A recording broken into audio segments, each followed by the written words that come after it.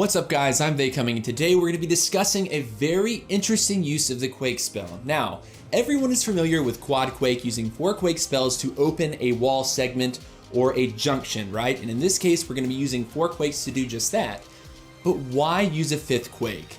Let's start talking about the attack, and I'll present it to you this way. The Queen is going to start up at 3 o'clock. Her job is going to be to walk south, and I'm going to drop a giant here with wall breakers to break her in. Now, in front of the giant there, I'm going to drop the king and some bowlers with the intention of those bowlers going clockwise around the base and sort of helping the queen stay in and focused at the core, which is where those air defenses are.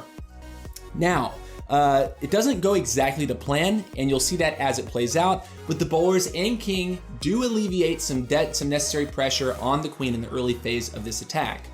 So usually when you're Town Hall 9 hitting Town Hall 9, you want to take 3 Quakes and 3 Rages with a CC Quake, right? So you have 3 Rage spells, but in this case I only have 2 Rage spells, a Poison, and my CC Quake, right?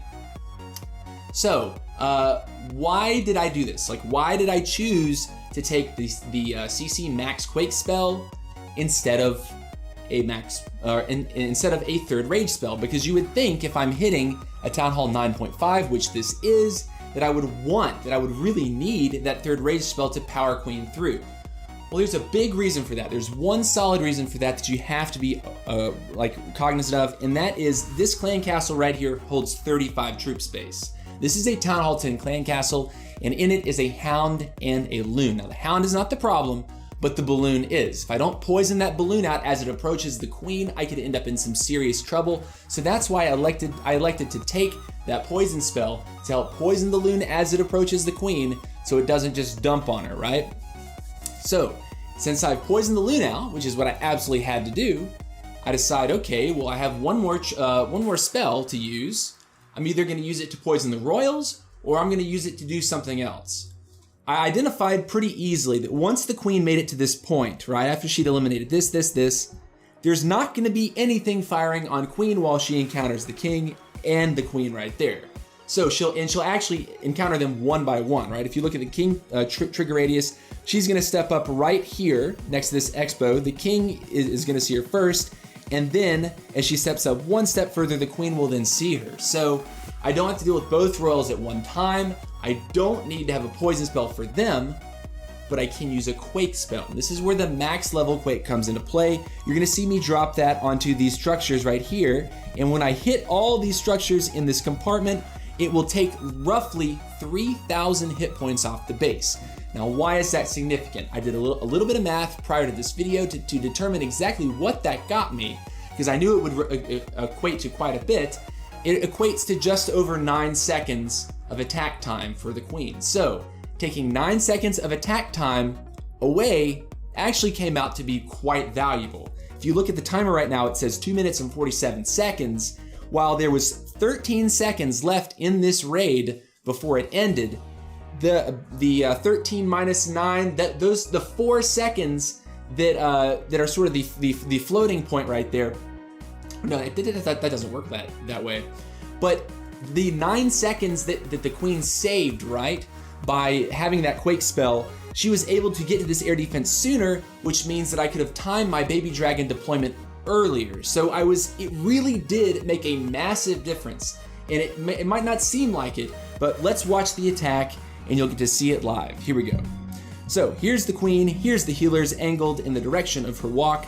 I mistakenly dropped this wizard here. For some reason, I thought he was going to be out of range of that cannon, but it's okay. The queen does take it in one shot, and she does go south. Now, that was a little bit scary for me right there. I was like, wait a minute, did she just take one step too far in the wrong direction? But no, it was fine. The queen is going to continue. She's got plenty of structures to drag her south here. You see the king drop right there. The bowler is behind.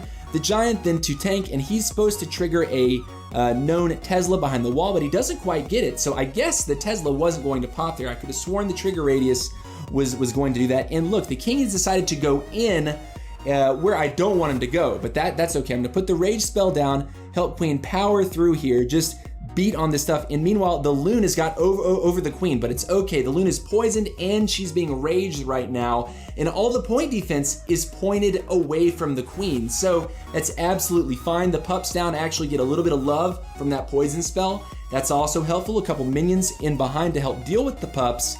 Good stuff there, and the quad quake down. So now you can see all these air defenses that are left are now exposed by this quake spell, and I have deployed one early baby dragon to help come over here and take out some of these wizard towers and exterior structures, further driving the queen to go inside. Now there's the quake spell, beautifully placed to now loosen up and sort of weaken those structures there, and the queen is just gonna work.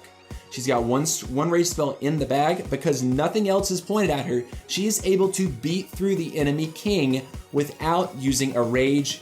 And that is just beautiful, because I'm gonna need that rage when I step up to deal with the enemy queen. Meanwhile, I've started some baby dragons up top to start that cleaning process. Mind you, there's no other air targeting defense other than that archer tower. So these baby dragons are gonna get a lot of free percentage without being attacked at all. That surprise Tesla did pop, but I'm gonna quickly follow it up. The rage spell was popped to help deal with the queen, but look, the queen has already started on the town hall, but it's already down to 75% HP.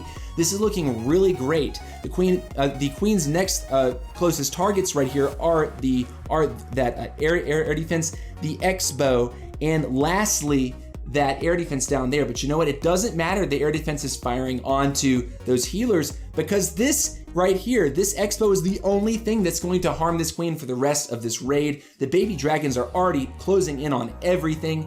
Really, I'm pretty sure one of these baby dragons could have been swagged, and I have 3 swag archers and a minion.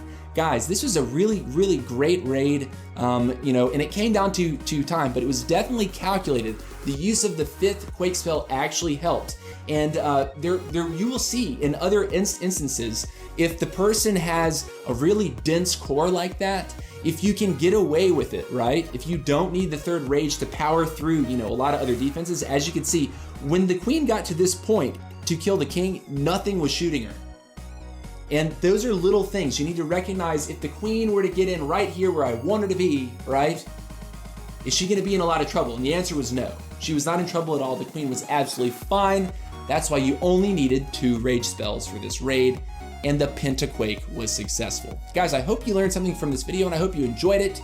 I like showing you the little finer points of some of the more interesting sort of off-meta choices that I make and other people make, because I think it's valuable. You know, it helps you customize your raids, each attack to be base specific, instead of taking cookie cutter armies, which are likely to fail on a complicated Andy 3-star layout.